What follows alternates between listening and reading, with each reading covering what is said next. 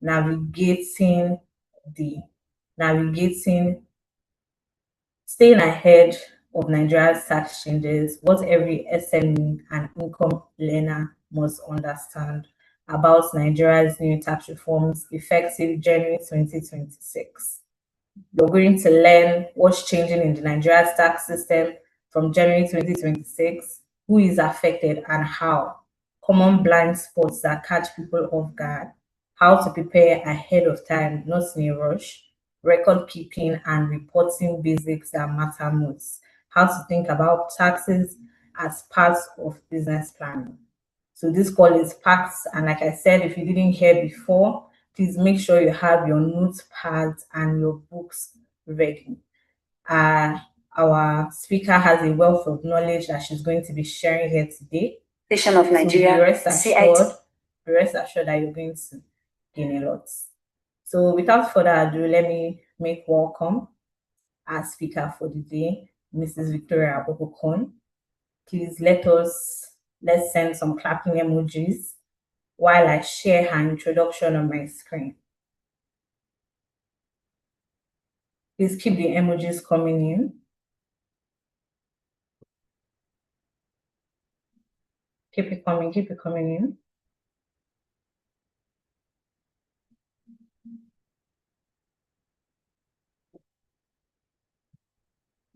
Victoria Okokon. Please confirm if you can see my screen. If you can see my screen, drop an emoji. If you can see my screen, drop an emoji or let me know in the chat box that you can see my screen. Okay.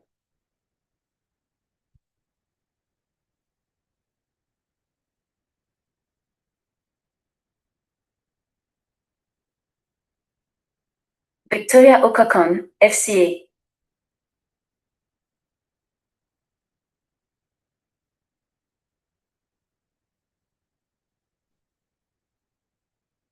Victoria Okokon, FCA, FC.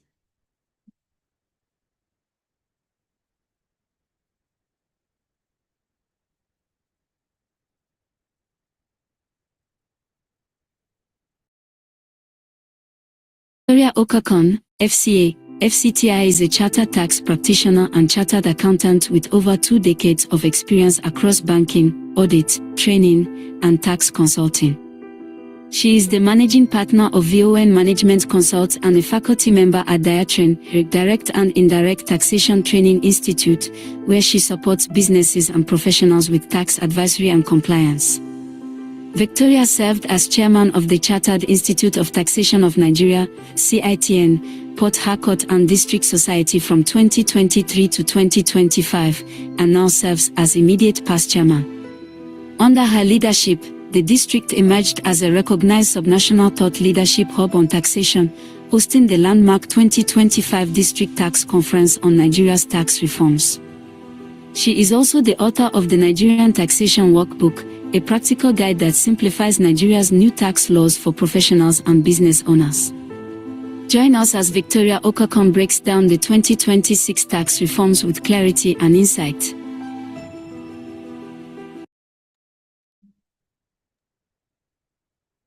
Ladies and gentlemen, let's welcome to the call Mrs. Victoria Okokon. Round of applause. Thank you very much. Thank you, everybody. And thank you so much for being here. I hope I'm being heard loud and clear. Let me know if you're hearing me loud and clear. Awesome, awesome. Yes, well, we can hear you. Thank you. Thank you. I'm glad that you will not record this. All right. I'm so glad that you're hearing me, and I'm so glad to see almost 30 persons already on call. Thank you so much for being here. Thank you for believing in yourself. Thank you for taking charge of your financial future, because this is what it means. Tax is your money that is being given to the government. And so it's so important that you are aware of what is happening to it and how it leaves you, and ensure that it is what you want to leave you that should leave you. Thank you. So, but before we go into anything, I want to know who and who is on the call. It's really, really important so that I'm sure that I'm serving you. That is my intention, okay? I wrote this book, the Nigerian Taxation Workbook, principally to serve individual taxpayers, SMEs, and professionals, okay? And that is why I'm also hosting this session. So I would like to know exactly who is joining me. So let's see, I need to know your name, your profession, or what you do. Simple, I'm a business owner, or I'm a student, or I'm an employee, or whatever. I want to know your name and where you're joining me from. Those three parameters are really, really important. Please let me know. Quickly, I'll be looking at the chat to see your introductions. Your name, where you're joining. Oh, Olubukola Omonigun, accountant, Port Harcourt. Thank you, Bukola. Thank you for joining us. Henry, you didn't tell me who you are. Please let me know. I would like to know. Okay, Henry, I suspect. See, by the way, guys, we have some very senior persons here. I know you already. Conita from Port Harcourt, accountant. Thank you very much for being here. Businessman, Lagos. Okay, good, from Lagos. Henry is from Lagos. Magdalene is from Ogun State. Wonderful. A business owner. This is wonderful. Ekwelem Kiruka Mweke Sodiq Bello. Thank you so much. I'm so proud to see each and every one. Business owner Abiokuta Sodiq Bello. Okay, beautiful. So important. I'm really glad to have each and every one of you here. And one thing is clear, okay? You have taken charge. I can see professionals. I can see people who are just trying to understand the tax law. And I'm really proud of you. This is so important. Before, from the registrations that we saw coming in, the reason why we made those registrations was so that we could see who is coming in, who we want to talk to. And we saw a lot. We saw the caliber of people that were coming in. We saw people who were interested in knowing what taxes are. And then we gave a questionnaire. And that questionnaire, I really love the way you guys filled it. People filled and then spoke their mind. They ticked the options that we gave. And then they went ahead to also profile in writing what they really wanted to know.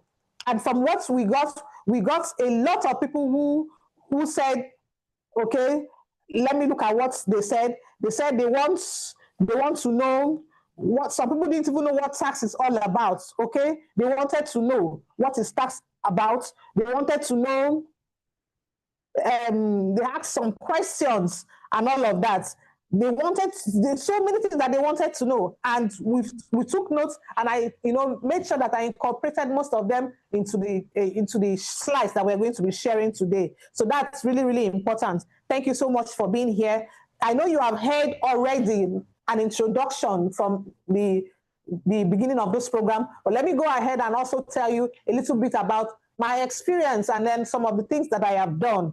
Okay, wonderful. So one of the key things, I am a finance professional, and that's given, okay? And I started this journey way more than 20 years ago. I started first in banking. I spent over 10 years in banking. That was what happened. I was the head of a directorate. The directorate was an area that I was covering Lagos and the Western states. And I was in charge of performance management of branches. So I've been in this line for a while. Thereafter, I went into core consulting in audit.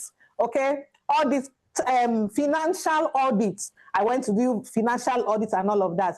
Then, of course, it's a natural progression. I now went into tax audits and consulting. And I really fell in love with tax audits and consulting. And why I fell in love with tax audit, because I saw that I could make a difference, okay?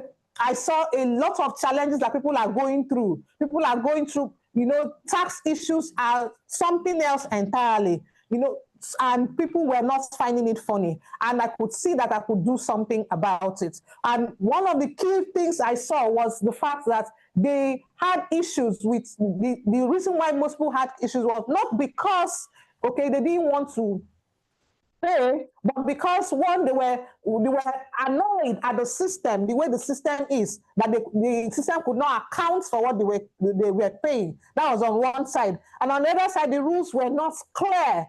And then a lot of touting and all of it, that's in the system. And then a lot of challenges in the system, not really because they didn't want to pay, you know. So in order to protect themselves, they had to find ways to survive, and that is what has been happening. But fortunately, we now have the new law, and we are going to be looking at it and all of that.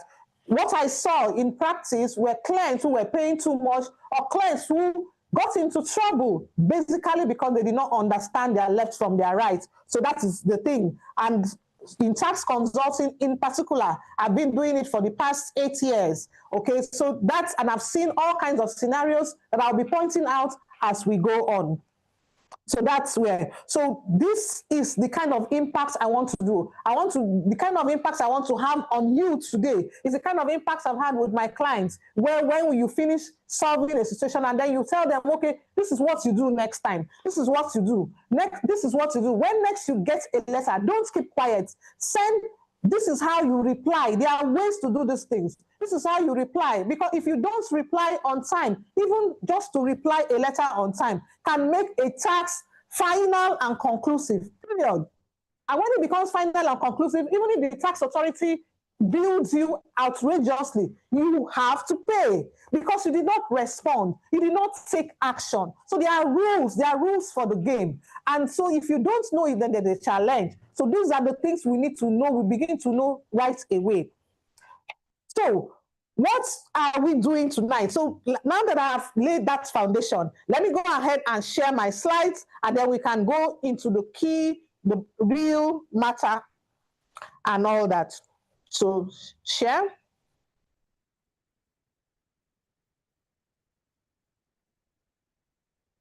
Okay. Just a second. I want you to fill up the screen.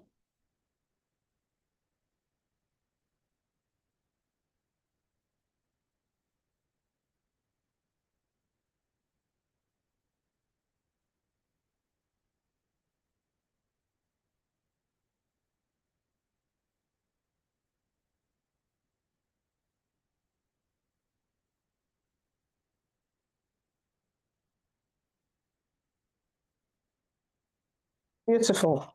All right. So what are we going to be looking at today? We're going to be staying ahead of the Nigerian tax changes. We're going to be staying ahead of the Nigerian tax changes. You need to be a step ahead for you to thrive. You need to be a step ahead. So what every SME owner, income earner must understand about Nigeria's new tax law. Let's go.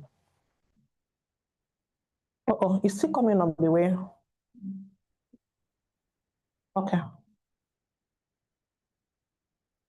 So why are we here today? Why are we here? All right. Because tax confusion is expensive, guys. It is expensive.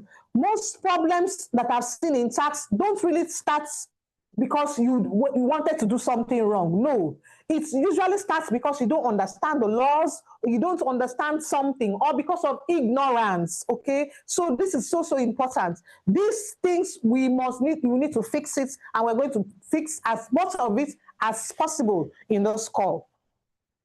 How are we going to go about it?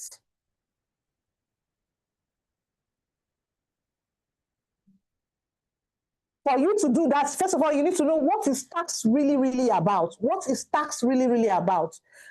We've been seeing a lot of viral posts here and there. Tax is not about money going in and out of your account. No. That's not what it is about. Tax is not what your money is meant for. That's not what tax is. What then is tax? Tax is a compulsory payment by individuals, organizations, businesses, and all of that to the governments based on income and residence. You know, there are a lot of parameters that tax is based on. And then it's based on your income.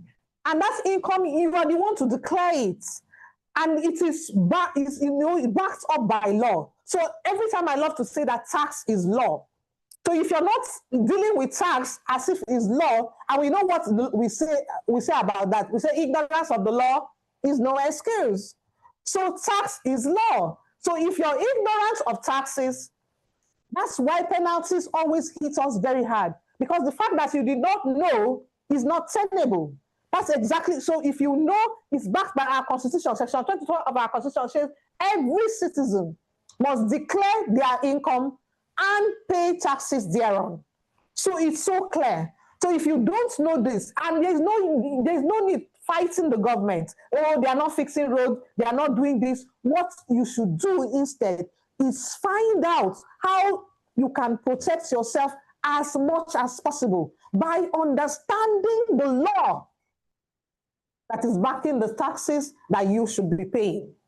That's where, yes, we'll still pursue our governments, we'll still try to make sure that things are done right, we'll still try to make sure that we wipe off corruption, but in the interim, look out for yourself. This is so important. Look out for yourself. So what has changed with this new tax law? What has changed? Okay, what has changed is the fact that we no longer have a hiding place. Tax has evolved over the time. Some of us think the changes that we are seeing actually started with the tax reform. No, it did not. It started way back 2020. That was the time when we were told to do BVN. That was the time when thereafter we did NIN. Thereafter they said we should link them up. Thereafter we did all sorts of things. So these things were being built up, and then finally, the tax administration is leveraging on all of this matter, all of these things that have been built up and kept, put in place. So there is no hiding place. That is what has happened. There is now enforcement that no matter what you want to do, before now we could hide, before now we could do lots of things, but now none of those things are possible because we have evolved over time and sealed up most of the loopholes that we were utilizing before now. So tax authorities will assess your behavior. We've been seeing all kinds of viral posts about your transactions, narrations, and what have you. No, it is about the pattern. What is it? What are you doing? Now, the system we have now is a smart system. It's AI backed. So it will just pull up, we all leave digital footprints, right? And digital footprints never die. They are there. Somebody can go and dig them. Even when you delete them from your device, it's still out there. So the AI will dig up everything about you. Dig up where you spent money. Dig up where you you bought XYZ. Dig it all up. Dig up where you did a POS. Dig it all up. Tie them all up. And then give a report.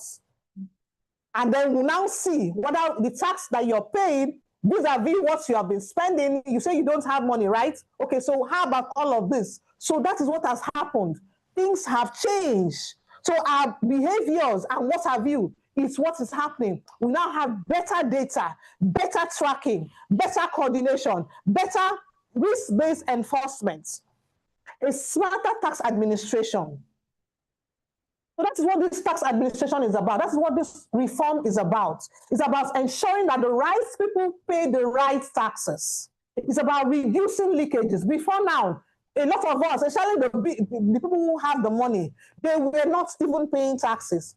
You see that it's during election period that they run to get tax clearance. Some of us, it is when you want to travel or when you want tax clearance for your land business or something you're doing or a contract that you're doing with government. That is when you seek for tax clearance. So all of these things are being sealed up because the data already will reveal some of these things that are happening.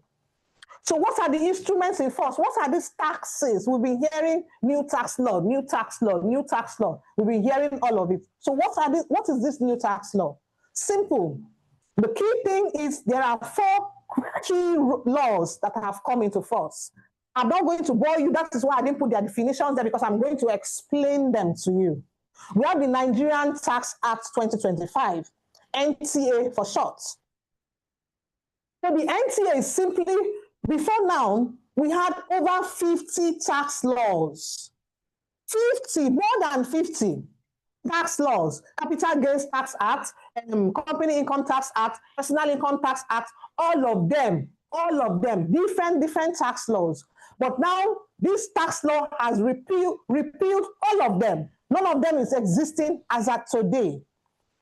So what the tax law, this new reform is saying, all of these things that were existing now, instead of 50-something taxes, let's have less than 10.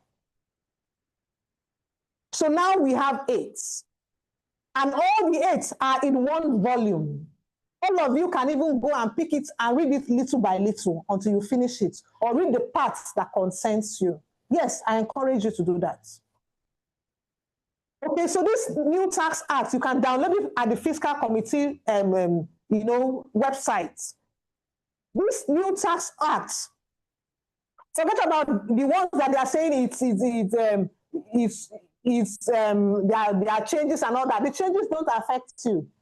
There are some changes, yes, that they are trying to rectify, but it doesn't affect the substance of the law that has already, that's the bulk of the law. There are some sections that have been pinpointed. It doesn't affect the bulk of it. So don't let that make you slow down. Okay, so this is so the Nigerian Tax Act has all the new laws, all of the taxes that should be charged, 8 of them in one volume. So anybody can access it and read it for themselves. That's the Nigerian Tax Act. Then we have the Nigerian Tax Administration Act. Now we have laws. Just as the name says, Tax Administration Act. This law tells you how everything will be administered, how things will be done. This is where penalties are. This is where the joint revenue board, not joint revenue board, this is where guidelines on how to do things are. This is where what should states do, what should federal government do, what should local government do, this is where they are. If you're understanding me, I want to see some emojis, I want to be sure I'm not talking to myself. Let me see some emojis. If at any point you have questions, put them down on the chat. We're collecting them so that I can answer them. But in the interim, I want to see emojis to be sure I am not talking to myself. If I don't see reactions, I'm not continuing. All right, beautiful. I can see some emojis now. Beautiful. So beautiful, that means you're hearing me, you're understanding me. Good. So the Nigerian Revenue Service Establishment Act, that's another law. This one is changing the status quo of the FIRS that we knew, expanding their roles, and putting the guidelines that they will be bound by. Then the Joint Revenue Board Establishment Act. Don't be distracted. The Joint Revenue Board Establishment Act. If you can see my slide, you don't have a problem. The Joint Revenue Board Establishment Act. This one, formerly we had the Joint Tax Board. Now we have the Joint Revenue Board. Beautiful. So the Joint Revenue Board now has what we call, also established, they are in charge of harmonizing taxes. And I'm going to talk more about what they are doing right away. Another thing that is in the Joint Revenue Board Establishment Act is the fact that they are establishing the Office of the Tax Ombuds, which the law says will be taking care of all the grievances of taxpayers. So you can call them up, speak in Yoruba, speak in English, speak in your language, Igbo, whatever, and then the tax ombud will take up your case with the tax revenue authorities. Then the fifth one that I have here on this list is not one of the 4 taxes.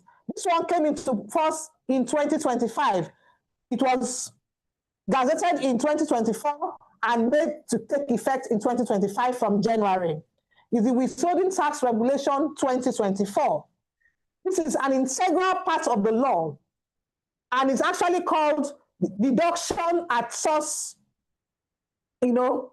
Tax Regulation 2024. It simply means that your taxes that you have will be, instead of you're paying your taxes ahead, sometimes you do a business with a third party, a company usually, and instead of paying you your full money, they were supposed to pay you 100,000, they end up paying you, say 95,000.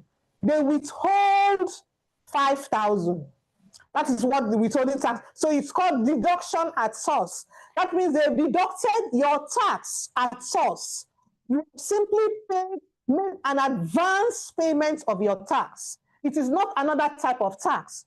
So when you're filing your taxes, what you simply do is you now call up that one that had been deducted and let it off so that you don't pay it twice. This is very, very important.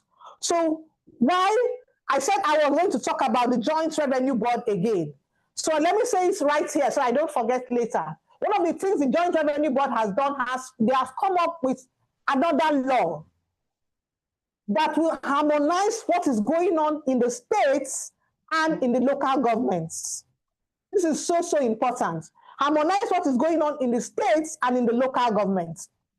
So what is happening is the fact that at the states and local governments, we know that we had a lot of laws, touts and all of that troubling us here and there. Now, the Joint Revenue Board Establishment Act is simply saying they have come up with the law already. The taxes and levies approved list for collection that was in place before now. Now, the taxes and levies, this one. The taxes and levies approved list for collection was repealed. Now they have put together another one. This one that they have put together will be domesticated at each state. Already some states have started domesticating it.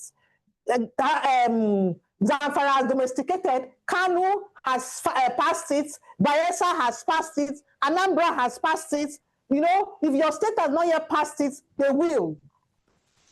When they pass it, I can tell you right now what is contained in that law.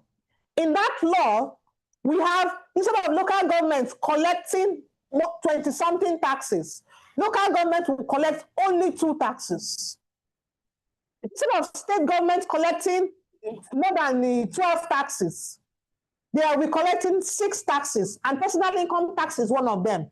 Then property tax, the local government will not collect separate, the state government will not collect separate. They have to come together, harmonize.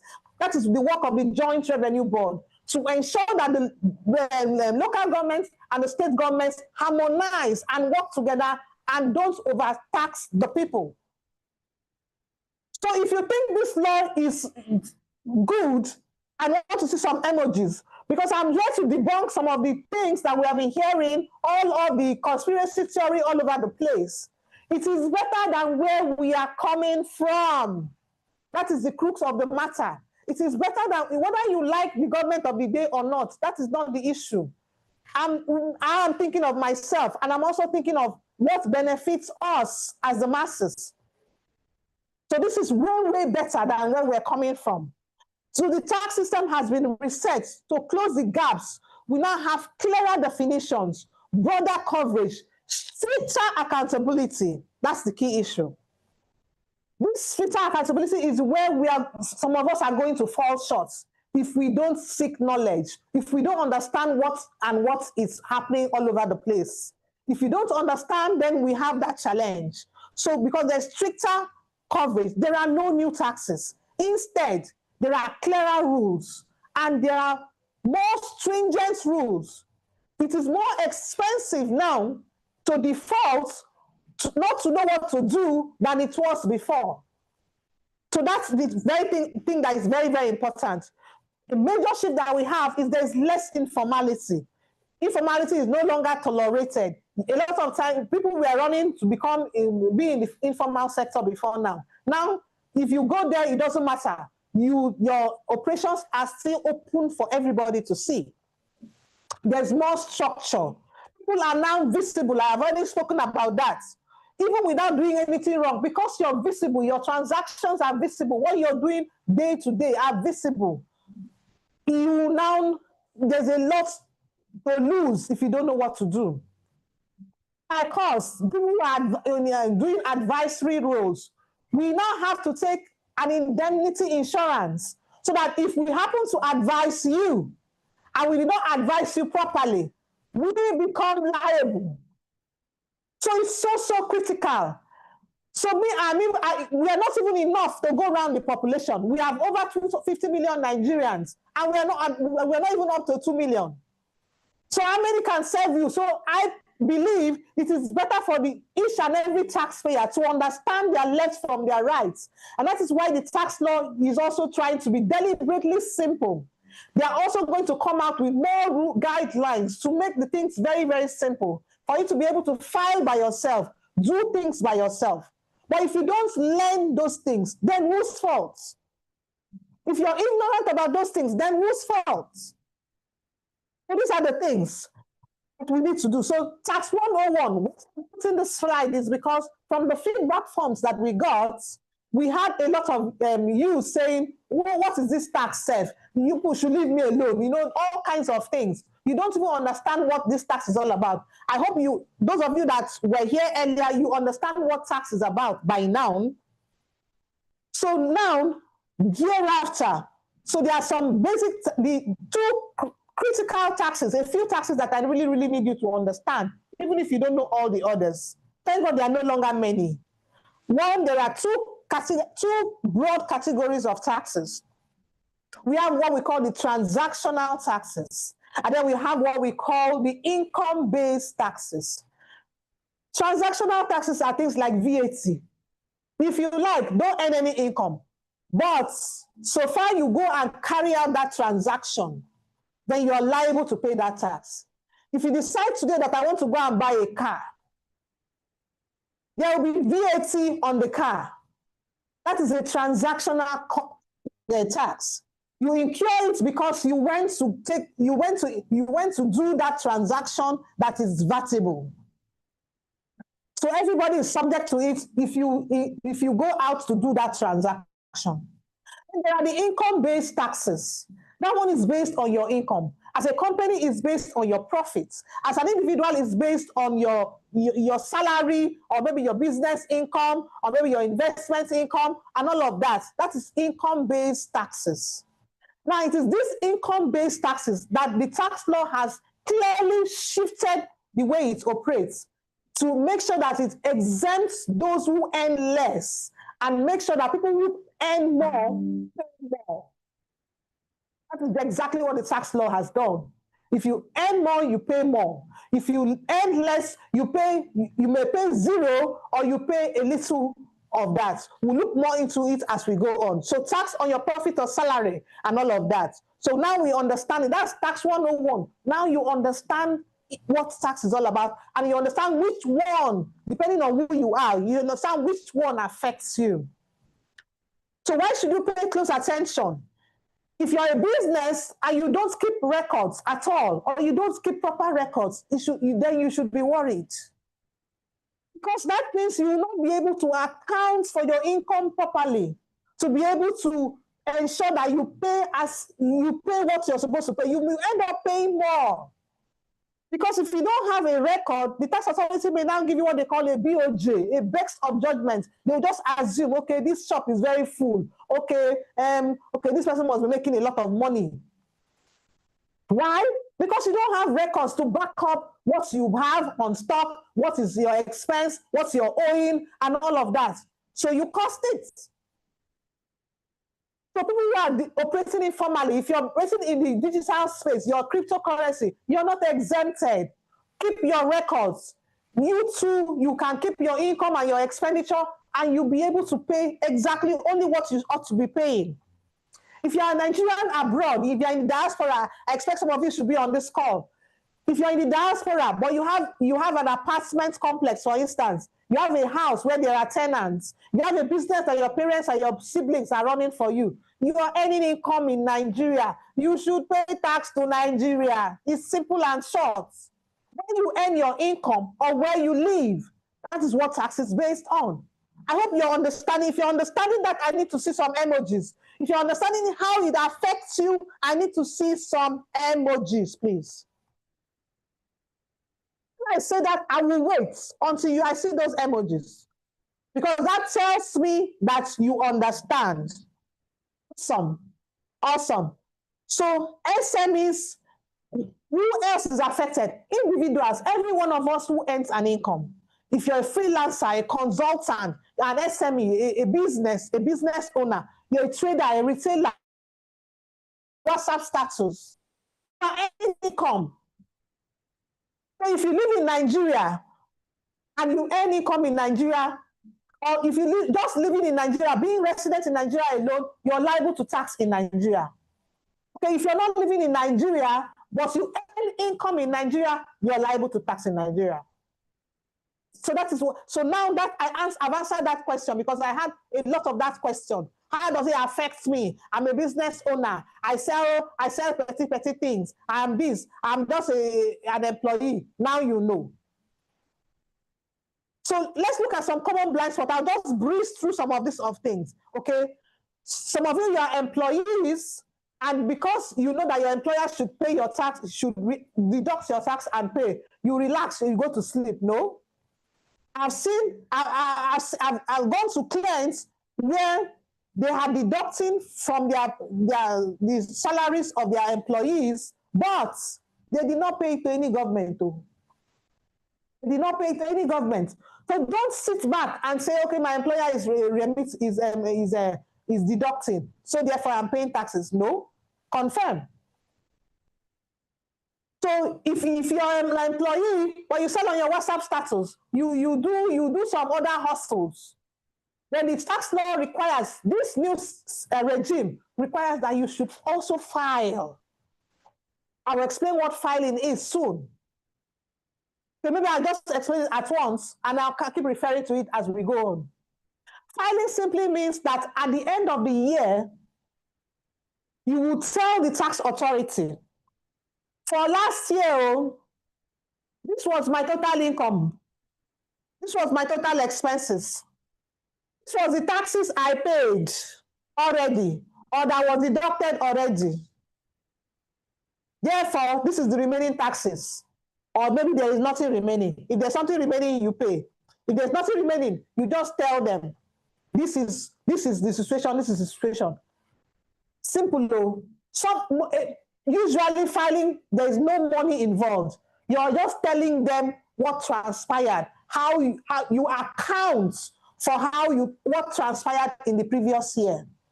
If you're an employer, you just also do the same for your employees. All those employee taxes that you were deducting and remitting to the government. This January now, almost before 31st of this January, what do? You prepare a schedule, and then you say, oh, I had 3 employees. These were their taxes, January, February, March to December. And these were the remittance receipts that I made. You just do that schedule and go and submit it, file it online. Most of the tax authorities have an online portal where you just submit it. If they don't have in your state, you go and submit it in their office. That is filing. Newsflash. If you don't do it, current liability, the current penalty is 500,000. For simply not putting those papers of something you have been filing, and you did not put it together. I have pleaded on behalf of clients over and over in the previous dispensation, where they say, oh, well, we did not know. So we tell the tax authority, please temper justice with mercy. Unfortunately, that system has gone.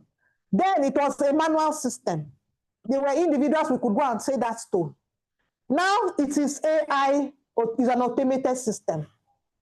The system will just be compiling the penalties against you. If you like, run into a hole and say they don't know you exist. The penalties will just be piling up for you. So that is what filing is. So if you have a side income, you're into consulting, rentals, whatever, any kind of thing you're doing, any kind of business you're doing, you're also supposed to, you're supposed to pay your taxes, and once a year, you declare your income for the year before and pay that taxes, the tax accruing from that, whatever you were doing. And that is due on or before the 31st of March every year.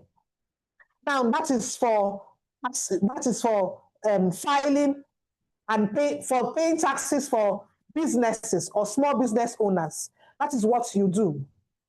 So if you do that, that is very, very important. That is what you do as a small business owner. Camera. Okay, so that is what you do. But it doesn't mean if you have staggered income, you should pay instrumentally. The tax authority, the tax laws provide for instrumental payments. So you pay instrumentally. It's so important. Don't wait, especially if your income, you don't know if don't wait. Just pay whenever you have money.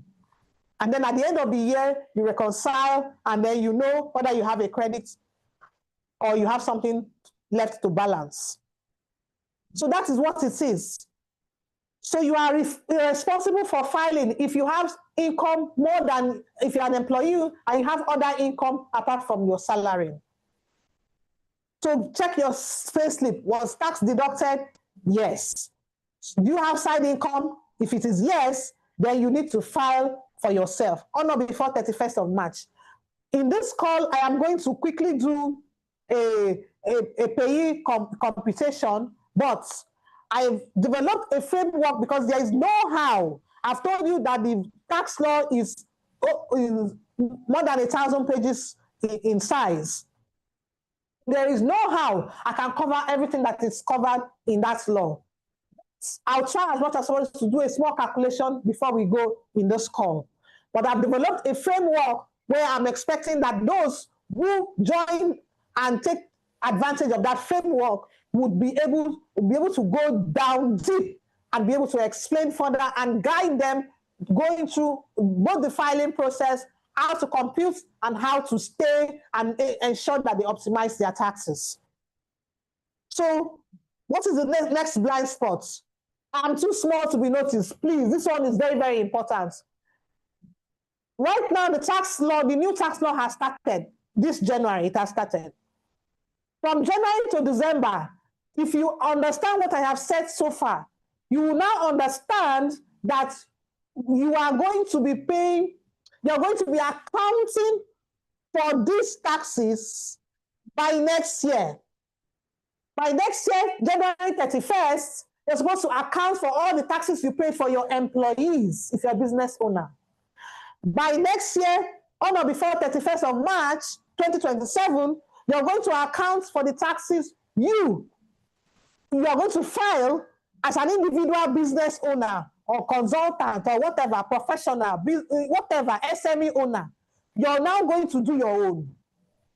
So what I am teaching you now is to ensure that starting this January, you begin to do the right thing. So that when that time comes, you will not be one of those running helter-skelter. So don't think no tax man is going to come and fish you to your house. I have seen so many posts. They will come and drag you out of your house. They will stop you on the road. This and that and that. No, nobody is doing that. How many are they? How many are we?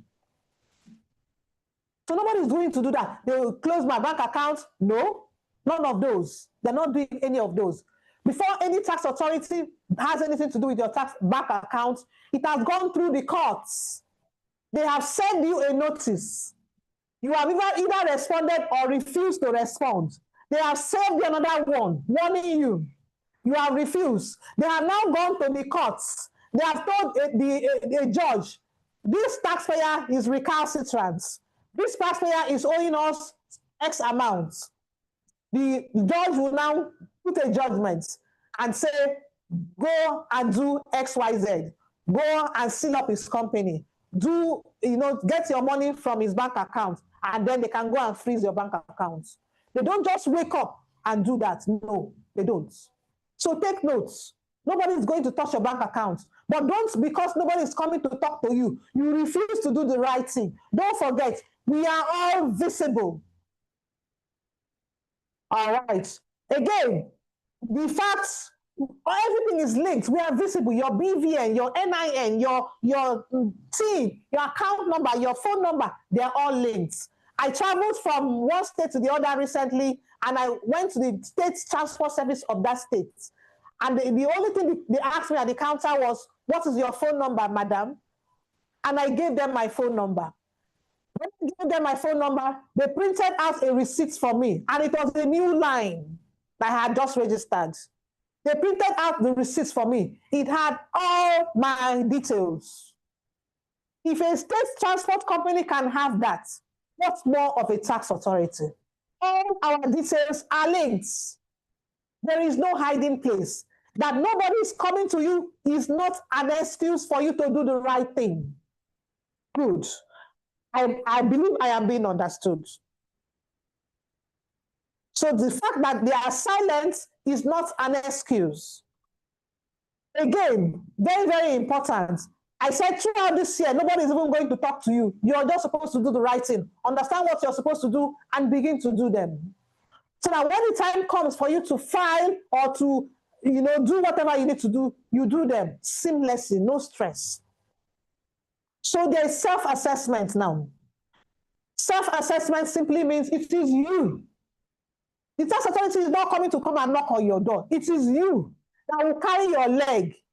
It is you that will open up your phone or your laptop or a paper, whatever, and fill out what you have earned, the money you have, income you have earned. It is you that will calculate your expenses. It is you that will calculate your profits. It is you that will now put them all together and calculate your taxes. It is you that will now go and pay the taxes. It is you that will finally come and file and say, okay, for the year 2026, this was my total income, this was my total expenses, okay, this was the balance, okay, based on the tax table, okay, my rent is 200,000, you deduct it, okay, I have pension, you deduct it, I have life insurance, you deduct it. All those things I'm listening, they are called eligible deductions in the tax law. So you deduct all those eligible deductions. After you have deducted them, whatever is remaining, you now apply the tax table. We are going to see it very shortly. You now apply the tax table. When you apply this tax table, you now say first 800,000 of whatever is remaining. If what is remaining is not up to 800,000, that means it is zero. You're paying nothing because even the first 800,000 is at 0%. So you add it is at 0%. So it's zero, nothing. If it was zero at 800, then you still have money remaining, no problem. You now go to the next 2.2 million. Now that one now is at 15%. It is that one now, that 15% of whatever is remaining. Maybe you had 1 million remaining. Then you now first 800, you remove it, zero. That means 200,000 is remaining. The 200,000 is what you now do at 15%. That is your tax. That is what you now pay. That is what you now file the following year. You now prepare and file. The tax authority, they have promised us, this new tax law, they've promised us that it will be very, very easy, that we can even submit our returns, file our returns online, even with our phones. Because of all these distractions on two versions of the law, that's why we have not reached, they have not begun to give us some of those guidelines. So this is very, very, you're the one to assess your income. You're the one to do it. No tax authority man is coming after you. Okay, for those of us who are going to take advantage of the framework, I will hold you by hand to guide you through this process. This is so important. The system assumes that you will do this honestly, that you will declare your income honestly, that you will do it and then you will file accordingly. But the system also knows that you may not. And so therefore the system has put in place penalties. And guys, I can tell you for free, the penalties are not funny. I'm going to show you a table of some of the penalties soon. I'm not talking about it now, but just I'm only mentioning it so that you don't begin to think you can shortchange the system. Don't forget, everything is linked. Every time you spend your money on your card, every time you transfer money, every time you do this and that, it is not by the narration you put there. No. It is just tracking your activities, At the end, the AI will do an intelligent, understanding of what you're doing. Those that are recurrent, it will target that, okay, maybe this person is doing a business that they are paying the person, but your records is what you will now use to bail yourself out. Whether it was a business or whether, for whatever reason, that is why you need to keep records. So nobody, if you betray that trust that they are saying you should keep these records, you should file, you should declare your income and pay, you will still be fished out. Even if you're not fished out today, the tax authorities can audit you for the past 6 years. And if they audit for the past 6 years and see, they suspect that you were doing some hanky-panky, the tax authority has authority by law to go back as far back as they want. So my charge to you is this: determine to do the right thing, determine to learn the right thing and do it. That is it. I'll be guiding those ones who subscribe to the framework, the tax monitoring framework, to be able to optimize their taxes.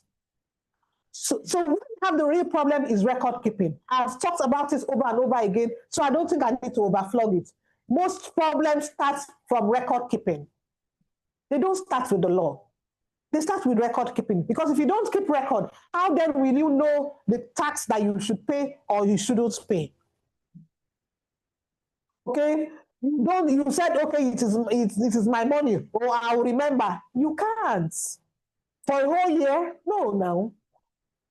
You may not remember all your expenses, and if you don't remember all your expenses, that means you pay more, because your income will now be overstated. If you say, okay, I collected receipt from that POS, for that thing I bought, you forget that POS, they failed. Have you ever seen those receipts? You go back and check them a few weeks later, it is plain, it has wiped off. So don't do that to yourself. Don't. You cannot assess yourself properly if you don't have records. Very, very important. So what are the minimum records you must keep as an individual, as a business owner? The minimal records you should keep. Income. Where is your income coming from? What are you selling? Expense. Where are you spending money from? Where are you spending money on? Where? If you're a content creator, the camera, the data, the dressing, they count. That is where you're spending your money, because that is what you're using to drive the income. That is what you're using to go and speak, do YouTube videos. The camera, the microphone, all of it counts. So what are you expending money on? Keep it. Then the deduction, the withholding taxes that were deducted. Maybe you did a transaction. Maybe you, since I'm talking about a content creator, maybe you did a brand deal. Okay, you represented a brand, and you agreed to pay you 2 million naira. But when they were paying you, they paid you 1 point something. They deducted, they took withholding tax. Ask them for receipts. It is that receipts that you now use and go and process your credit notes. We call it the withholding tax credit notes.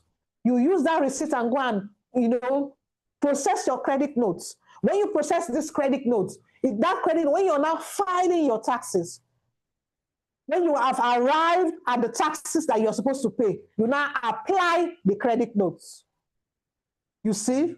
When you apply the credit notes, that tax that you are supposed to pay, it's either it will knock it off, or it may even put you in a credit. That means they are still owing you. You keep it. And keep using it to net off what you were supposed to pay. So this is very, very important. You just need to be able to keep your, this thing very, very distinct. Okay, very good. So VAT, do you need to charge it?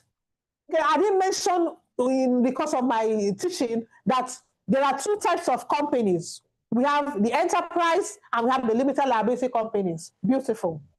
Now, the tax law has put something in place. The tax law says if you're a limited liability company and your turnover, which is your sales, is less than 100 million in a year, or your assets. Your assets are your cars, cameras, those kind of things, those are your assets. Or your assets are less than 250 million naira and below, then you are a small company. That's what this tax law is saying. Don't forget I said limited liability company. Now, if you are a small company, the tax law is now saying that as a small company, you pay 0% tax. 0.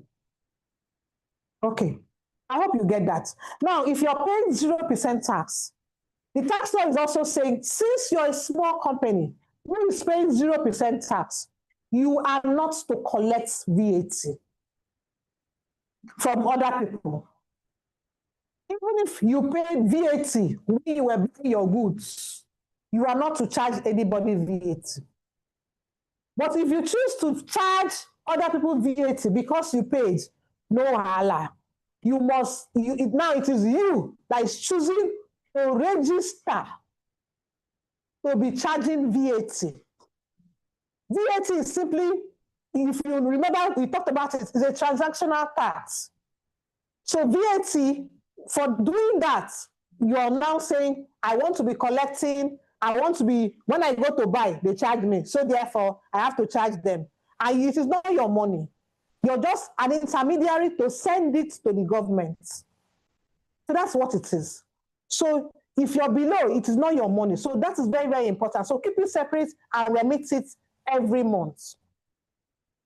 So this is very important. So I've talked about all of this. I've talked about withholding tax. I've talked about PAYE.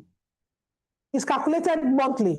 And then we can, because time is fast spent, I told you already that we may not be able to finish all, even just my own slides alone. I pray I can go as far as possible. This is to show you how deep this thing is.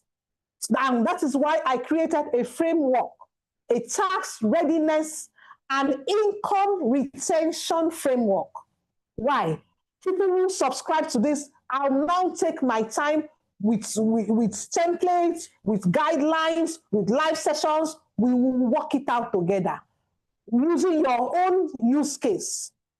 Very, very important. Okay, so how do we now calculate tax? Let's do it together.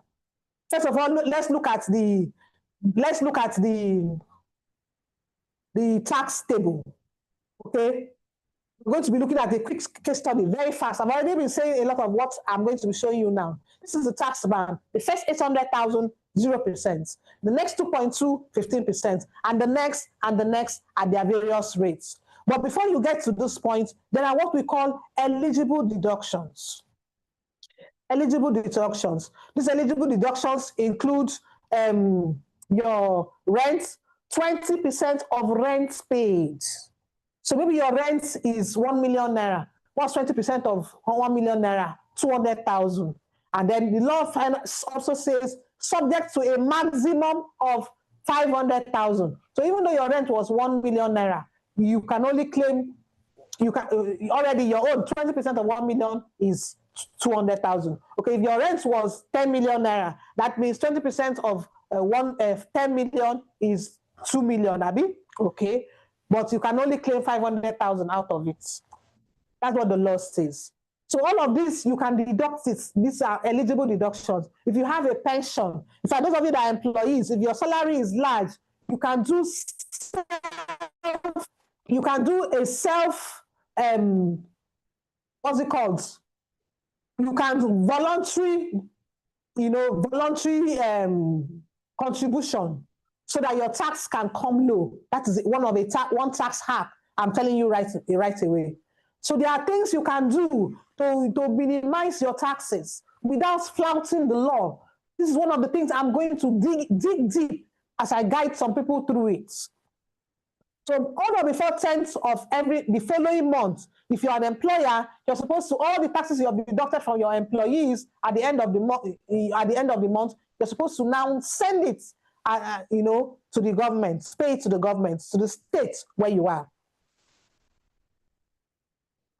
So let's do a quick calculation, very, very quick calculation. If your taxable income is 17 million,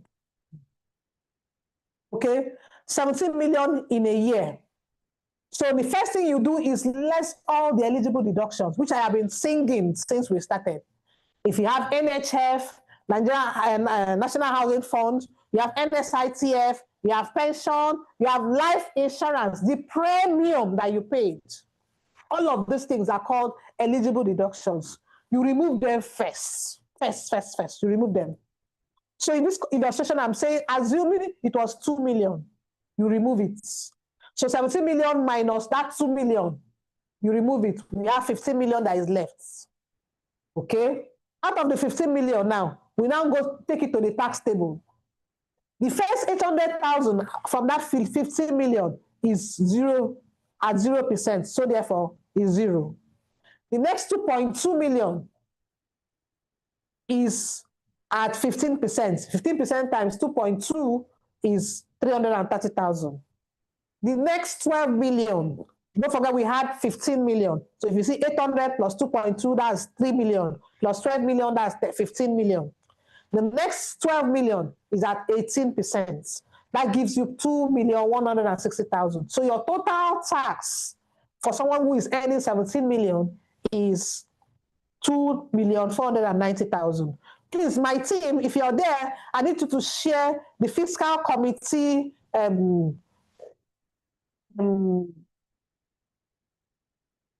calculator. People can calculate their PAYE. There's a calculator that the fiscal committee has put together. All you need to do is put your income that you earn per annum, and you just see, without bugging your head on how to calculate this thing, you just see the taxes that you're supposed to pay. So please, let that be shared on the chat for them to use it to calculate for themselves. So the next taxable income will now be at 21%, at 23%. Assuming there was something left apart from 17 million, we'll now take the next one at 21%, at 23%, at 25%. If you look at this very well, you will see that the average poor person on the street cannot pay more taxes. They will likely pay zero. So don't follow viral things that are going on. Learn the facts. Okay? On this chart down, you can quickly snap it. It just gives you a guide of wherever your income is and the average deductions, the likely PAYE that you're going to pay. So the PAYE that has been calculated per annum, you now divide it by 12. So as an employer, that one that you have divided by 12, that amount, it becomes the monthly amount that you will now be remitting. You will now be deducting from their salary and paying to the government. Very, very key. So if you see from this table, you see that up to people who are earning 18 million, compared to the current dispensation, they'll be paying less tax. But beyond that, 30 million and above, they'll be paying more taxes. So you see that the system is ensuring that who earn more, pay more. That is what is called a progressive system. Those of you who will be in the tax readiness, the framework I've put together, those ones, we do it step by step together. Okay, this is very, very important. So, I didn't even know I put it on my slide. You can just scan this QR code right down, and you'll be able to calculate, put in your income, just scan it from the system, put in your income, and then you'll be able to calculate your tax right away. Then you divide it, and then you now know what you should be paying every month. And then you also scan the other QR code, then you can download the laws that you can begin to read and look for the part that concern you and read them. Digital income, I told you, I've spoken about it in the course that is also taxable, and I've told you what to do and how to do some of those things. If you're in the diaspora, I've also spoken to it. I said if you have a business, you have a property, you're earning income, you have tenants in it, you have a source of income going on in Nigeria. If you live in America, you live in UK, wherever you live, but you have income in Nigeria, you should pay tax in Nigeria. So also join us and get your tax identification number. Oh, and by the way, that reminds me, each and every one of us, we already have a tax ID. So I advise you to go and retrieve it You're not going to get it. You're not going to apply for it. You're just going to retrieve it for you to know, for you to know. You already have it.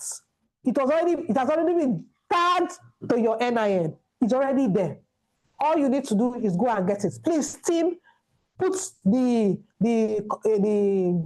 link where they can go and generate their tax ID for themselves. For those of you who have not, go and generate it right away. I know why I'm saying that. Somebody came to me last week and she paid 20,000 to generate tax ID. Something that is free to generate. Something that is all over social media. Something that is everywhere. Somebody went and paid, charged the person 20,000. That is the cost. I said tax is expensive. The ignorance is expensive. Ignorance of tax laws, tax, how it affects you is expensive. Tax will use your head because you don't understand some basic things. Imagine tax ID. You don't have your own, please generate yours right away. Generate it, it doesn't take anything. Just put your NIN, generate it, screenshot it, copy it, whatever, you have it from now. Beautiful. So do that. So to get your tax ID, you already have it. So why do people can be very careful and they still get shocked by tax issues? Why? Typical case, during the year, last year, somebody called me, as the chairman of CITN Port Harcourt and Business Society, my phone number is public, right there on the website of the CITN website. So anyone can pick it up and call and ask questions. And so this woman called me and she was shouting, "Ma, I just got a letter from FRS. Hey, they gave me a bill. They said I should come and pay 600 and something thousand." And I said, "Madam, calm down. What happened?" She said, I don't know. I was just there on my own. They now sent me this letter. I said, "Madam, whose name is on the letter? Is it your name?" Say yes. Okay. Is it to your name or your company? She said, questions upon questions. She said she did not know anything. So it took me 3 days to ask her question, go and find out. Finally, I found out it was sent even in her company name. I said, "Oh, but you not even tell me it was your company." She said, it is a company I just registered though. I said, So what happened? I don't know. I said, but they got the address right. They got the company name right. So how did you go to their office? No. Are you saying this is the old dispensation though? What more of this AI dispensation? She did not. What happened in her own case? She took a loan. She wanted to take a loan from an online bank.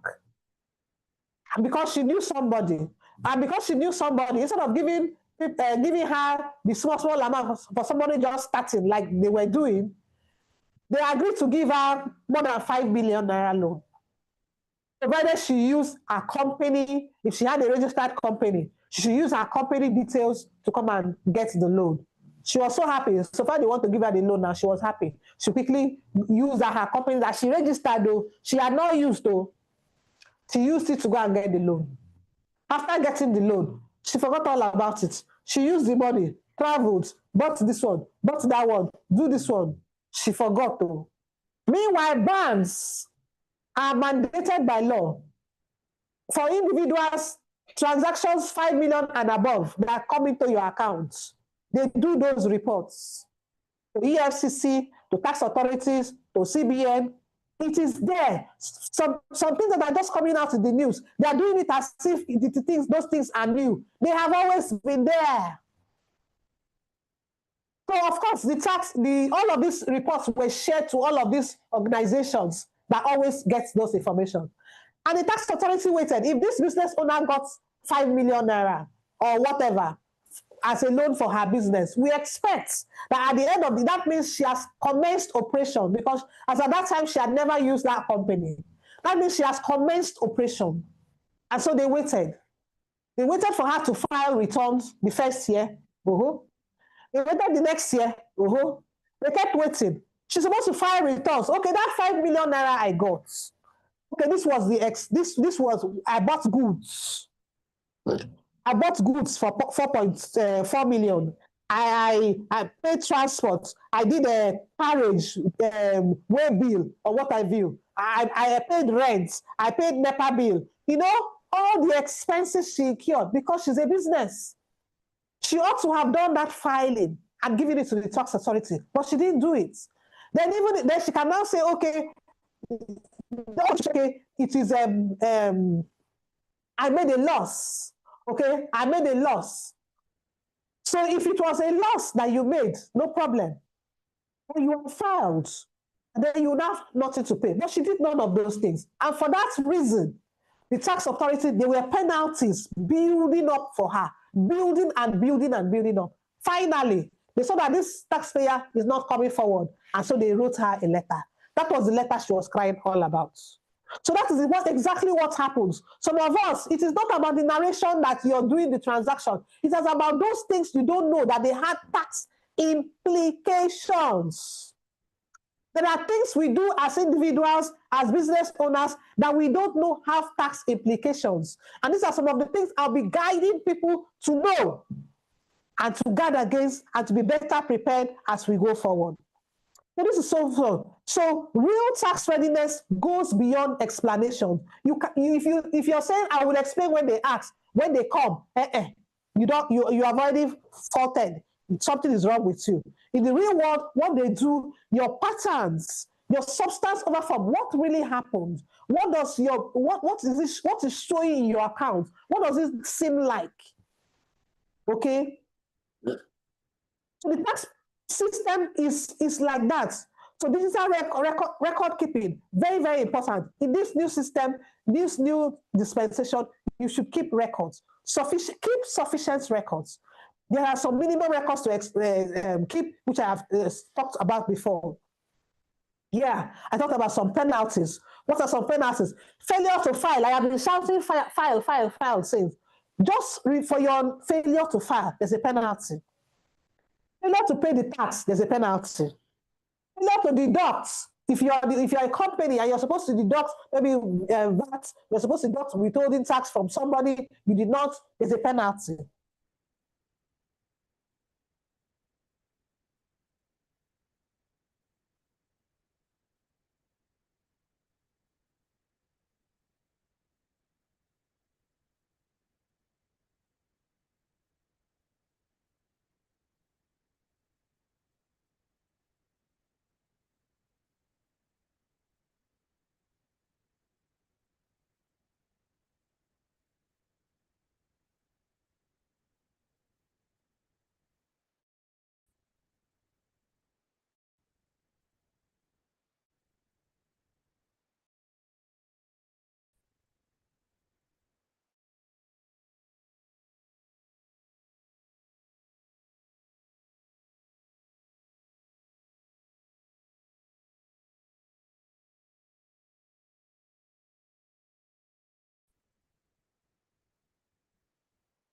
Okay.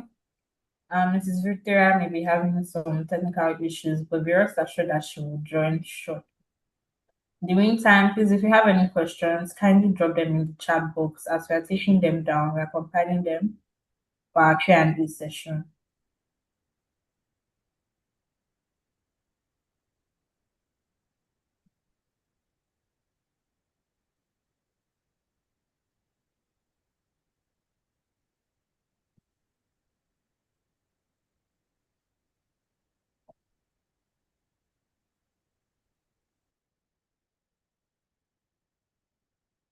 Okay, while Mrs. V attempts to join us again, I'll be sharing the link to our WhatsApp community on the group chat. Please, if you have not already joined, endeavor to do so, because we share a lot of tax updates for free on this group chats, on this community group chats, and we'll have a lot of similar webinars like this, and you will not want to miss it. So if you haven't already joined the community, please feel free to do so. then we can start dropping our emails. Since we are approaching the end of the call, we can start dropping our emails so that a certificate of attendance will be sent to you. Yes. Please, let's keep the questions coming. We are noting them down. Yes, ma'am, we can hear you. We can hear you now. Me? Yes. Oh, beautiful. Okay. But you cannot see my slides yet. No, we can't see your slides yet. I want to ask a question. Okay. Please, can you just put it in the chat box? For now. We are even trying to just... Yes, I've done so. Okay, so hold on. We'll soon get to questions. Thank you. But you can still go ahead and drop the chat box. We are compiling them. We'll try and take as many questions as we can. Let me try to join again. Like I said, if you've not joined our WhatsApp community, please do so. Let me put the link for that now to join our WhatsApp community.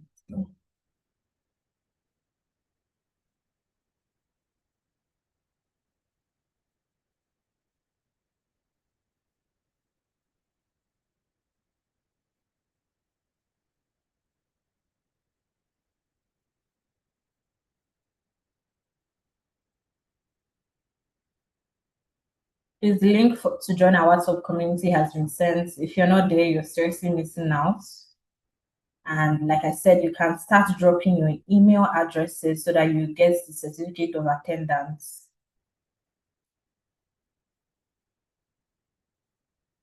We can keep the questions coming in the inbox. We are compiling them to take them after the session. We'll take as many questions as we can. If you haven't joined the WhatsApp community, please endeavor to do so.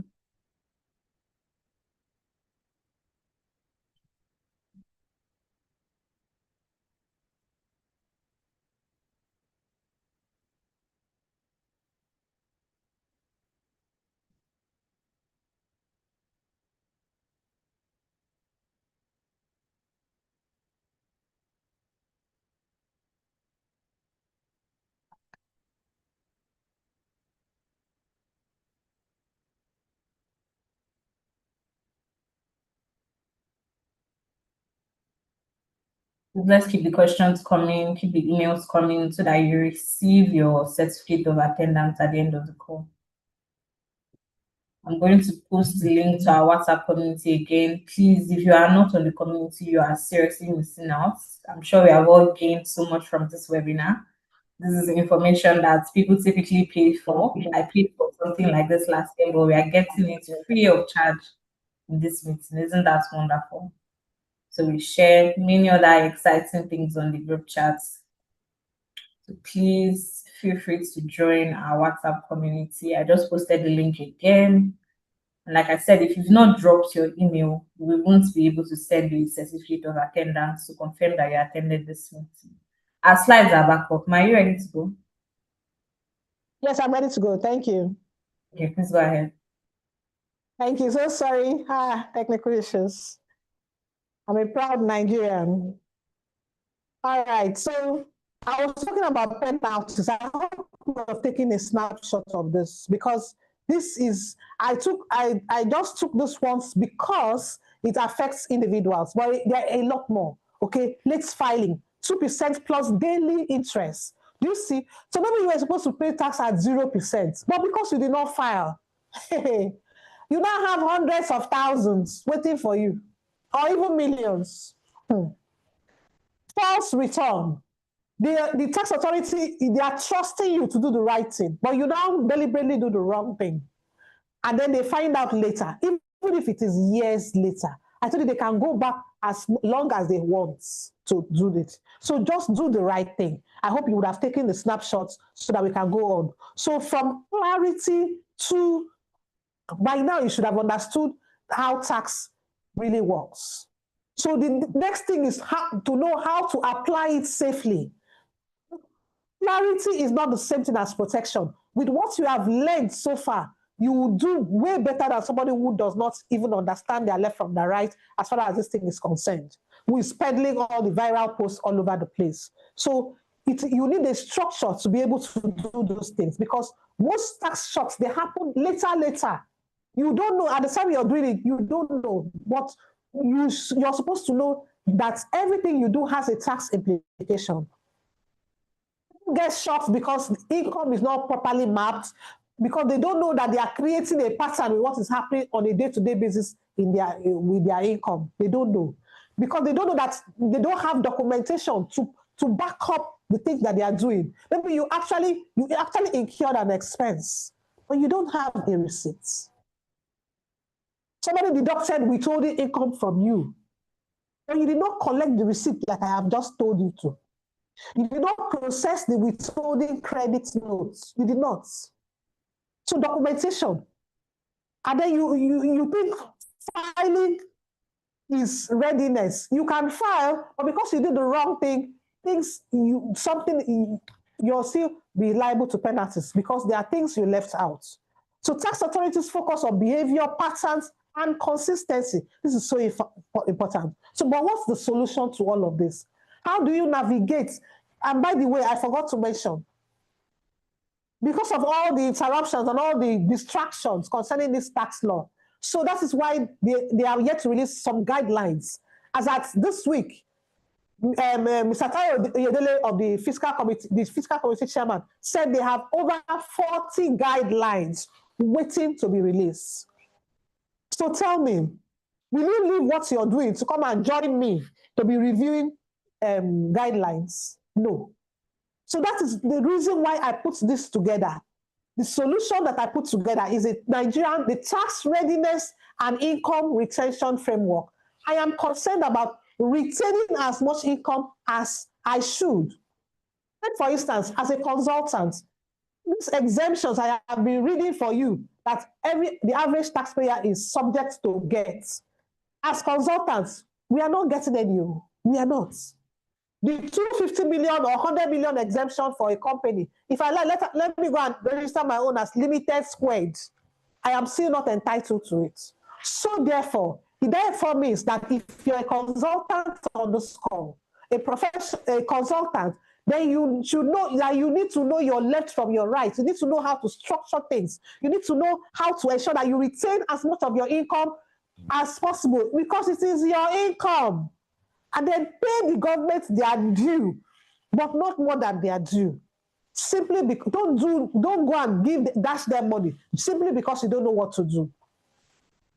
So I have put together a structured system designed to help you pay what is due. The same way that I had put together this Nigerian taxation workbook, okay? I put it together as soon as I started writing it every night, as soon as the tax law was gazetted, because I could see ahead that the average taxpayer, the average individual, the average will not know what they are saying, and there will be no time to explain well enough for things to kick in. And so I put this book together. It explains in very simple terms what you should do, what you should know, and what you should and how to navigate some things. And I paid special attention because the tax authority is paying special attention to the digital space. So I paid special attention to the digital space. And I think the tax law, promotes agriculture and export business. So therefore, I also paid real good attention to that sector, so that the average taxpayer, the average Nigerian, can, without going to read the tax law, get himself up to speed simply by going through this other small volume.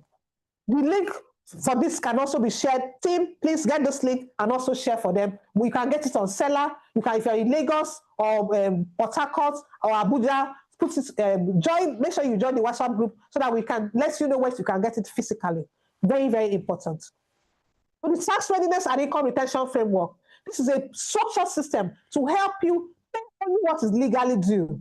Retain as much of your income as possible. Avoid unnecessary penalties, interest, and stress by knowing how to structure your day-to-day, transactions. Know what to do and how to do it. So what is it? It is practical. It is exactly what we're going through. It is built from real cases We will look at it. We will be looking at your own case study, your own situation. What are you going through? Okay, we focus on interpretation and enforcement. I've been privileged to be the lead tax audit teams, okay, all over the place, all over the country. So I understand what I'm talking about. It is not about tax evasion, though. I am not going, in fact, I will not even come, you cannot even see it where I am. I'm not going to show you how to dodge things because I've told you that things are linked, so it is not here, not on my watch. I'm not going to share any shortcuts. I'm not going to share any viral tips. I am going to show you what you can do legally within the confines of the law to optimize your income and pay as what you're supposed to pay. It's for you if you're an SME owner, business operator, a lawyer, an accountant, a consultant, a salary earner, a digital or remote worker, or a diaspora Nigerian, okay? If you want clarity, you want protection, this is for you. What I have covered so far, I have not gone halfway of what is in the tax laws as it concerns us and how you need to do things, okay? That is for you to see that there's still a lot left to be covered. I've not even talked of the guidelines that are coming on the way. Why does structure save money? Because major tax issues come from misunderstanding, ignorance, poor structure, or late reactions to things, okay? Prevention is always cheaper. Beyond the framework I am putting together and the guidance I am taking you by hand, I'm going to also be doing tax promax walkthroughs and live demo sessions. And this is very, very important. I put this one because a lot of you requested for it when you were filling our forms. Of course, this 1 hour, 30 minutes cannot do it for us. I'll be doing the PAYE computation that I have just shared with you now. That's just brief. We'll now be doing, give you a template where what if you have 20 employees? What if you have 100? What if even if you have 3 or 4 or 5? Okay, are you saying you'll be doing that for them? What if you now change salary? You now do it again? No, I'll give you a template that has already been customized with, for you to be able to just impute the salary and all of this is calculated. So income exposure mapping, classification, documentation checklist, what you need to do, what you need to look at. Scenario packs for SMEs, for professionals, we will look at it together. Professional collaboration playbook, very, very important. For instance, tax is law. There's a lot the lawyer has to do. There are situations where the lawyer has to represent you, at the tax appeal tribunals and what have you. There are so many things. The accountants have to help you to put your records together. The tax professional also has to help you to compute the tax. Your accounting profit is different from your taxable profits. Do you see? So there has to be collaboration among all of these persons.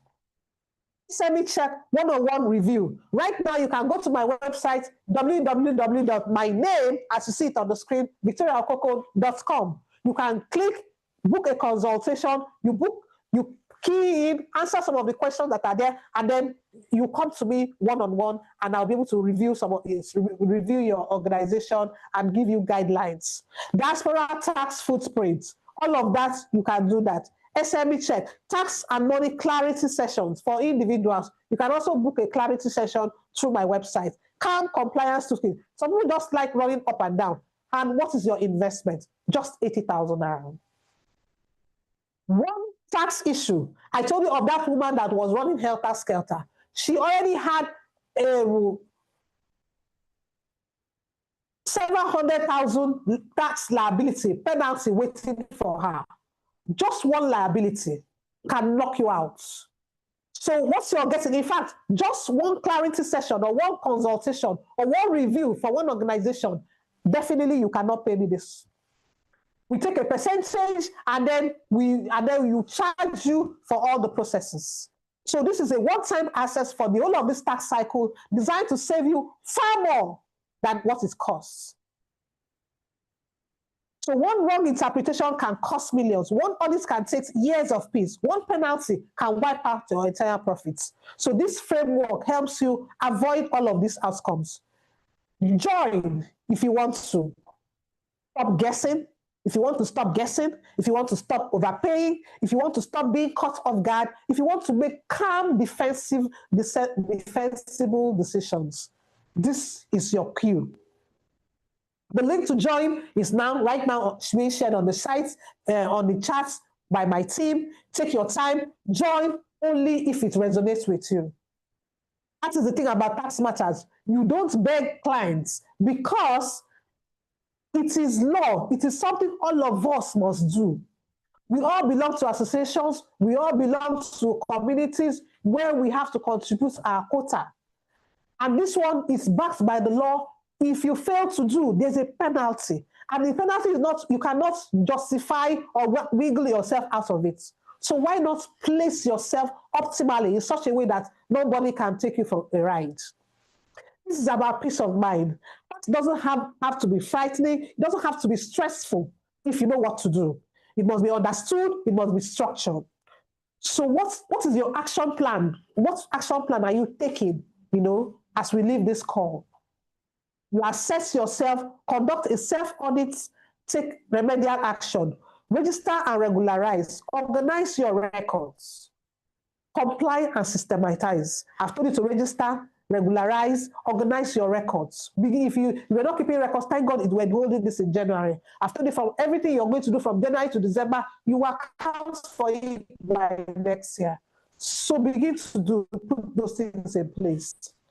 That's part of the things I'm going to be guiding those who are in the framework on some of basic record keeping, depending on your kind of business. And then recommend some tools if it is not something, if it's beyond what we can offer. Very, very important. Q&A, I'm now ready for you. So let's begin to have that Q&A. Thank you so much for listening. I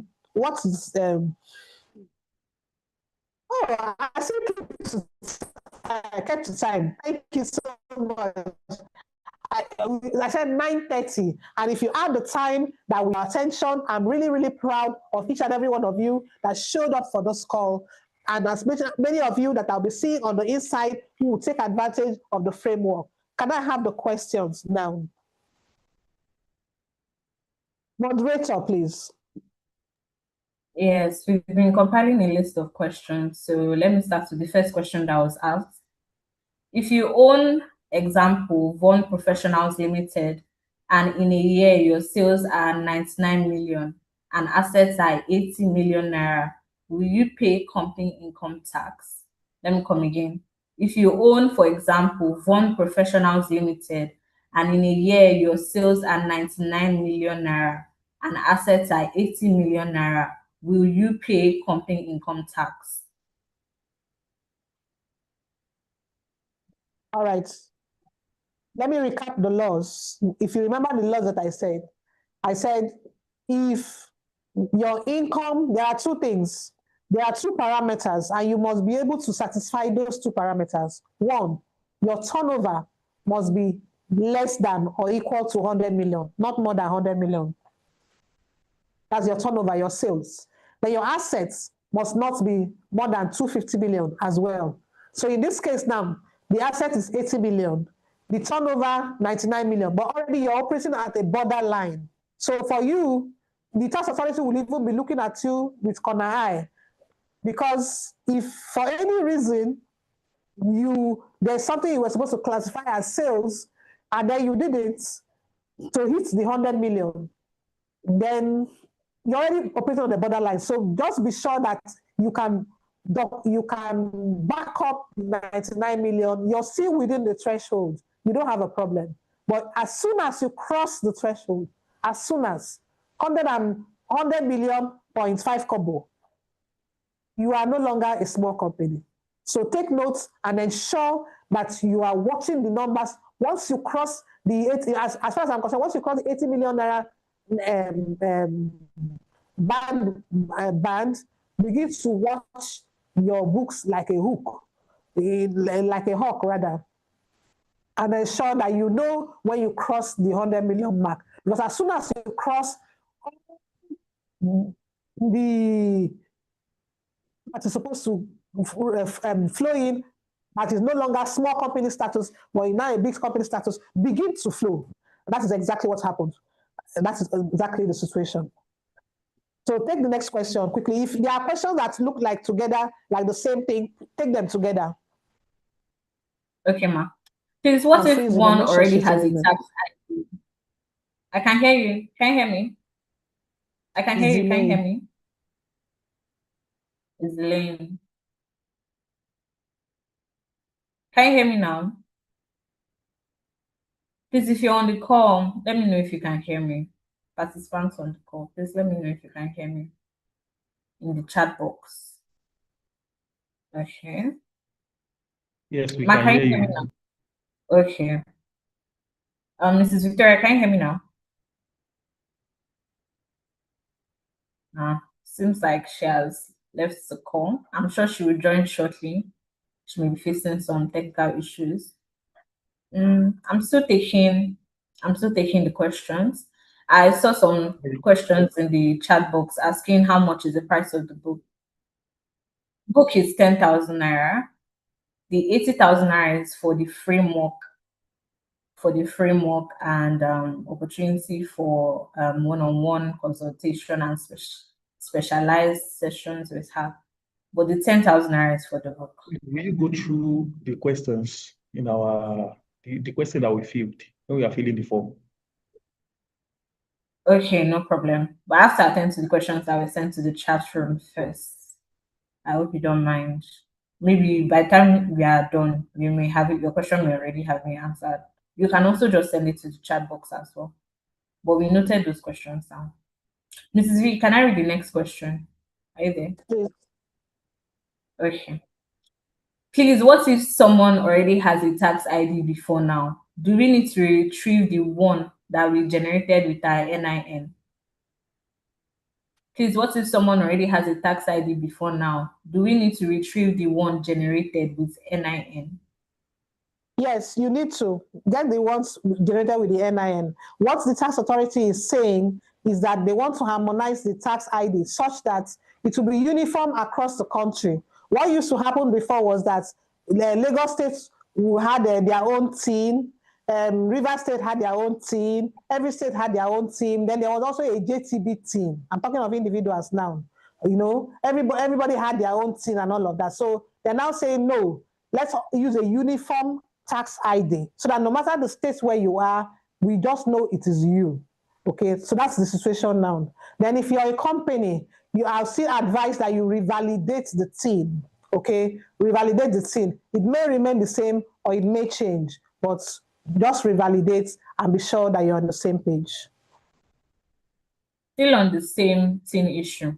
What of someone in diaspora who doesn't have a telephone and NIN in Nigeria? Then in that case, I think there should be provision where the embassy or something. I think at the time when it was being registered, there were things that were being done at that time. So now we would need to take up that kind of person should like send me a message to that effect. I can now follow up. I can now follow up with the tax authorities to know what will apply in that circumstance, because ideally only those who have NIN already have a tax ID allocated to them. So if you don't have NIN, that means you need to get an NIN in order for you to get a tax ID. It's really, really important. Okay. Social media handles are on the chat box, so you can connect with her on any of the social media handles if you want to reach out to ask a question, or you can even join the WhatsApp community which she's on. The next question, can you quickly clear this? VAT is meant to be charged by a company that earns a minimum threshold of 100 million. Then I can know if I am to charge until it reaches a year. How will I go about it now? Do I need to charge or just leave it, since I don't know yet if I will make up to 100 million or not? Okay. Was that question?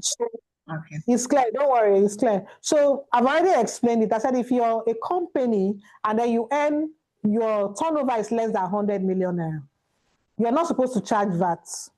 Even if you incur VAT for maybe you sell goods and products that are VATable, and then when you go to buy, they charge you VAT. You're not supposed to charge VAT. But you can voluntarily decide to charge VAT. In that instance, you don't have to voluntarily go and register and say, oh, I am below 100 million, but I incur a lot of VAT in my own purchases. I want to be able to recover it. You know, this is the situation.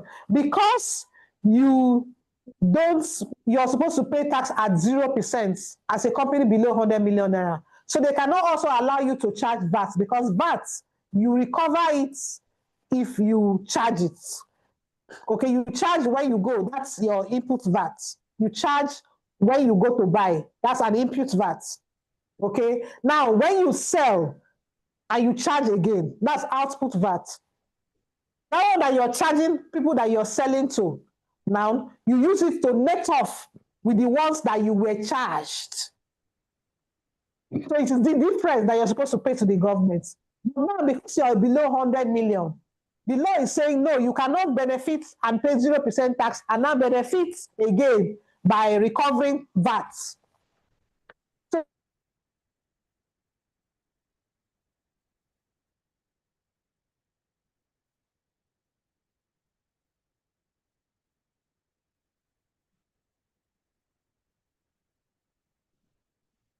Hello, please. Can you hear me?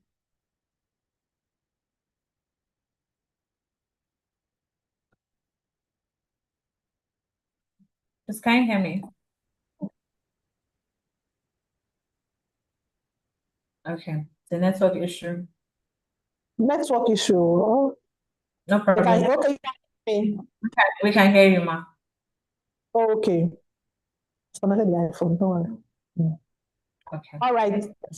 So, but did you? Yeah, I've answered that question on that. So that should be that for now. Okay. As an employer, can I remit my employees' pay at the end of the year instead of the month? No. Employees is every month.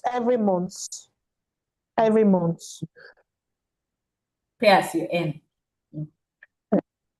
If you Yes. newly registered, let me go ahead to the next question. If you newly registered a company in December 2025, do you still have to file by March 31st, which is not a full year of operation? No. You have 18 months, but by next year you don't have to be 18. You don't have to wait till the 18 months. On or before, yeah, it's still 18 months. On or before June of next year, you should file. So that's just the situation. By June next year, it would have been 18 months thereabouts. So you should file. And please note that not only tax that needs filing, tax authorities, you also need to file with the CAC. Okay, please, companies that are here, enterprises that are here, ensure that you file with the CAC every year as well.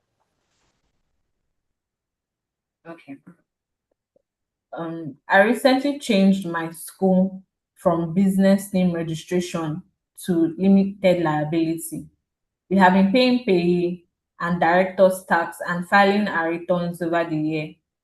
Now that we are a limited liability company, will there be any changes to the kind of tax we pay? As an employer, can I?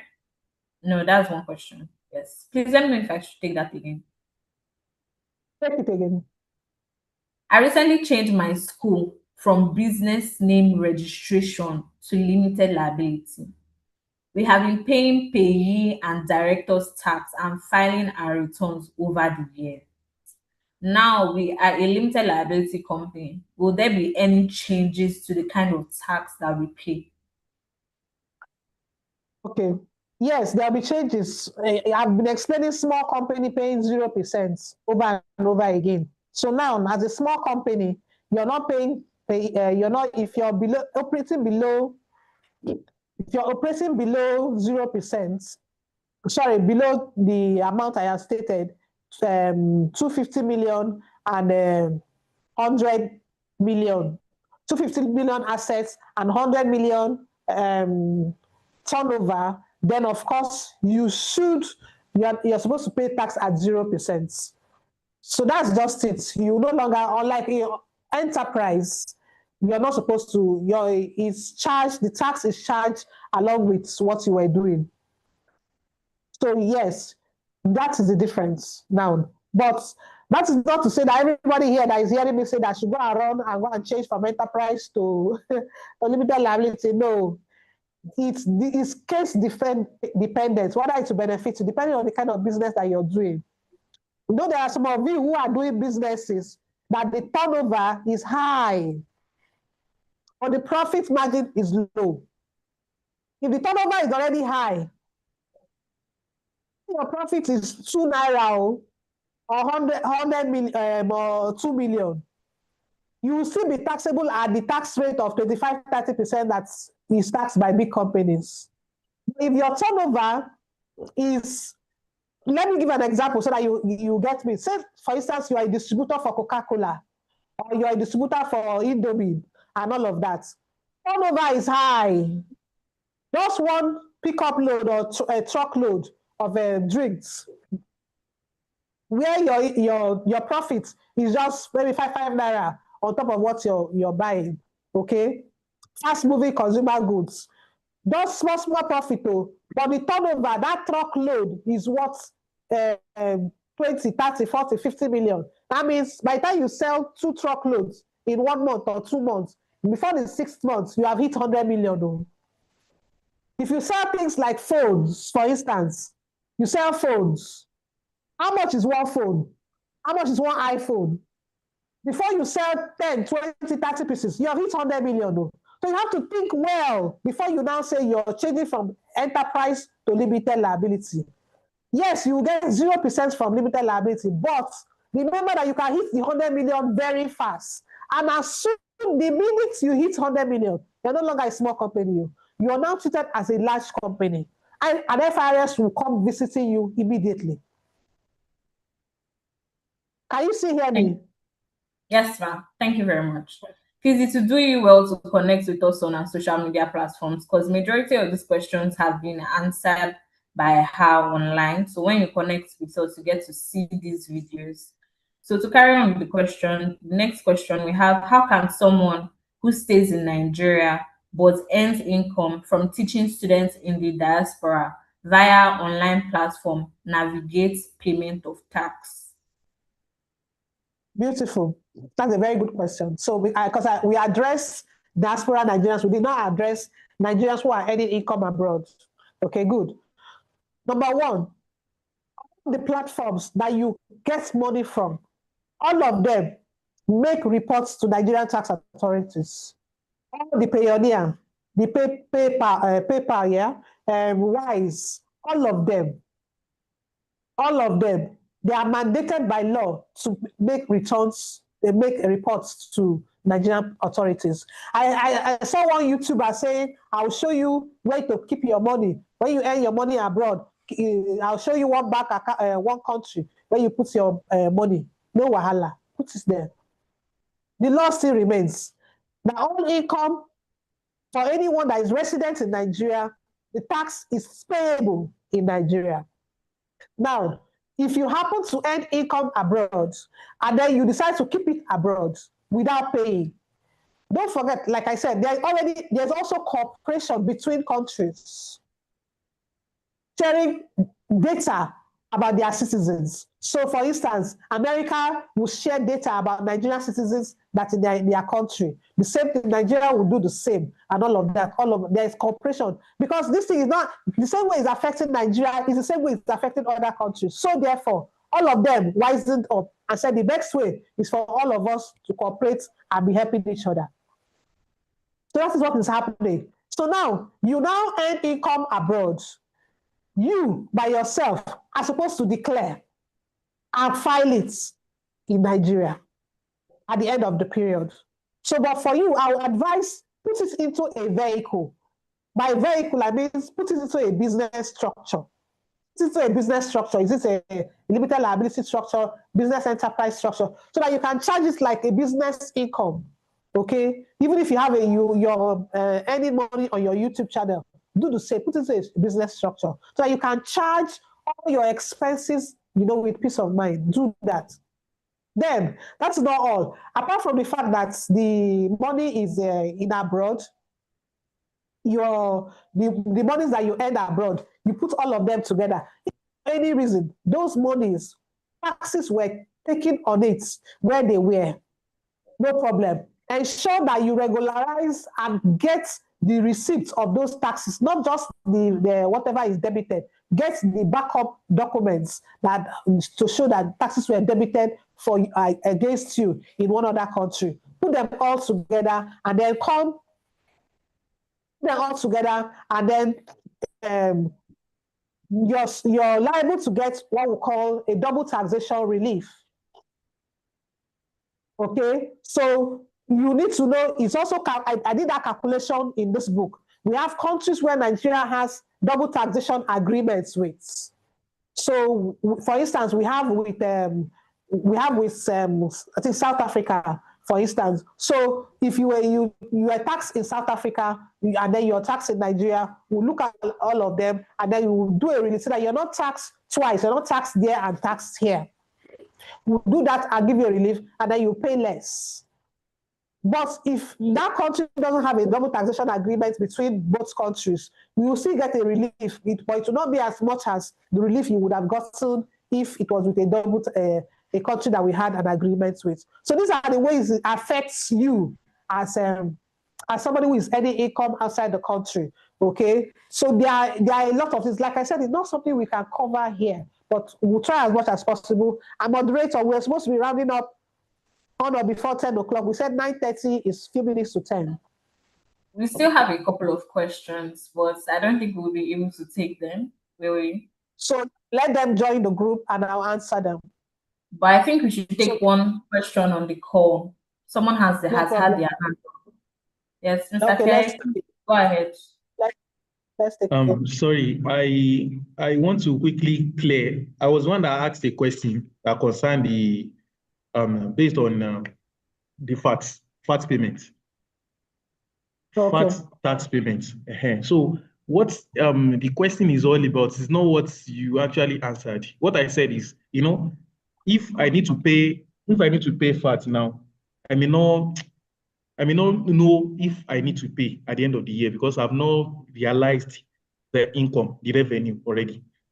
So now I'm just operating a company where I don't know if my revenue will reach a threshold, a minimum threshold of 100 million. I don't know yet. So I know that the activities or the transaction that I'm into, they are taxable items.